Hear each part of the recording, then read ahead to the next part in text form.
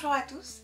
Alors on va profiter de cette rentrée automnale pour vous parler d'un petit livre, un tout petit livre. Coup de cœur chez nous, puisqu'il a été fait très rapidement. En fait, en février dernier, nous étions comme chaque année au salon primaire. Vous nous retrouverez également en février 2019. Et Claudia a assisté à la conférence donnée par Sophie Raby-Bouquet. Cette conférence avait pour thème essentiellement l'école démocratique Girafe. Je vais vous dire tout à l'heure pourquoi l'école démocratique Girafe et quel est le parcours de Sophie Raby. Juste après cette conférence, Claudia est rentrée en contact avec elle parce que ce qu'elle a dit l'a touchée, nous a touchés lorsqu'on en a parlé ensemble, et on avait très envie de divulguer tout ce qu'elle avait énoncé au cours de cette conférence à travers un petit livret. Donc le voici, le voilà. Apprendre dans une école démocratique Girafe, la confiance au cœur du vivre ensemble. Et on voit sur la couverture le logo de la ferme des enfants, tout simplement parce que eh bien, Sophie raconte dans ce petit livre l'origine et le quotidien de cette école, la ferme des enfants, qu'elle a créée en 1999 en Ardèche. En 2016, c'est devenu une école démocratique Girafe. Et on va découvrir tous les inspirateurs du lieu, Maria Montessori, Alice Miller, la communication non violente et leur lien avec la pédagogie proposée aux enfants dans ce lieu. Pourquoi une école démocratique Girafe? Qu'est-ce que Sophie Raby-Bouquet a voulu exposer par là?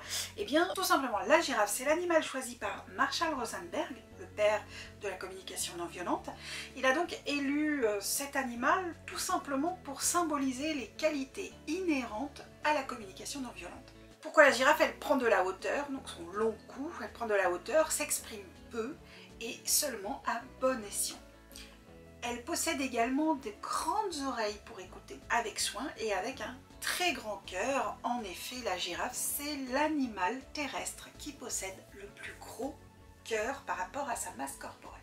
Voilà le pourquoi de l'école démocratique Girafe, parce que ces qualités inhérentes de la CNV, Sophie les applique et souhaite les faire perdurer au sein de son école, la ferme des enfants. Elle a grandi elle-même dans une ferme familiale en Ardèche et a fait perdurer ainsi quelque part la leçon de vie qu'elle en a tirée. Alors ce petit livre rassemble essentiellement, donc elle explique comment elle en est venue à créer cette école et comment cette école est devenue une école démocratique. Il faut savoir aussi qu'elle a rencontré, lorsque Être et devenir est sorti, elle est venue à plusieurs rencontres autour de ce film qui l'a beaucoup touchée aussi. En discutant avec Clara et la communauté Nonsco, ça lui a ouvert d'autres horizons et notamment celui du unschooling. Aussi, à la fin du petit livret, pour rendre, je dirais, encore plus attrayant cette pédagogie entre guillemets, il y a un certain nombre de questions qui avaient été posées dans le public à la conférence,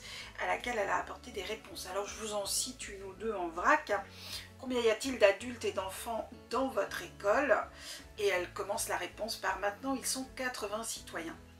Parce qu'effectivement, dans une école démocratique, il y a des citoyens et on fait fi de la différence adulte-enfant. Une autre question-réponse par exemple: avez-vous accueilli des enfants qui étaient vraiment en souffrance dans les écoles traditionnelles et comment cela s'est-il passé pour eux par rapport à toute cette liberté accordée d'un coup? Ça s'est-il bien passé ou ont-ils eu des difficultés à s'adapter? Comment les enfants et les adolescents qui sortent de la ferme des enfants trouvent-ils leur place dans notre société dont le fonctionnement est tellement différent? Par exemple, dans la vie d'adulte, on ne fait pas ce que l'on veut. Il y a des contraintes et les diplômes sont nécessaires pour trouver de l'emploi. Que se passera-t-il si vos élèves n'accèdent plus au diplôme? Alors les réponses sont à la fois honnêtes. Elle explique par exemple en réponse à cette question que si on veut que son enfant et si l'enfant veut bachoter, ça n'est pas le lieu, clairement, la ferme des enfants. Donc elle est honnête et en même temps elle montre que en ayant fait la ferme des enfants, on peut accéder au diplôme, soit en candidat libre, soit en intégrant à ce moment-là, le moment venu, une autre structure davantage adaptée au bachotage, justement. Voilà, j'avais envie de vous parler de ce petit livre qui a été vraiment un coup de cœur cette année, puisqu'on l'a sorti très rapidement derrière Primaire et il paraît ce mois-ci dans toutes vos librairies sur commande s'ils ne l'ont pas en stock. C'est un tout petit livret à 6 €. Il fait presque 60 pages et vraiment il vous apportera, que vous ayez décidé ou non de mettre votre enfant dans une école démocratique, alternative ou même dans le système public classique. Il va vous permettre de creuser certains sujets, certaines questions que vous vous posez peut-être et d'apporter des éléments de réponse que vous pouvez vous-même peut-être essayer de mettre en pratique au sein de votre école, à l'extérieur de l'école, ou bien vous orienter, pourquoi pas, vers des écoles alternatives ou des types d'instruction alternatives. Voilà, je vous remercie beaucoup d'avoir suivi cette vidéo et je vous dis à très bientôt sur la chaîne des éditions L'Instant Présent. Au revoir.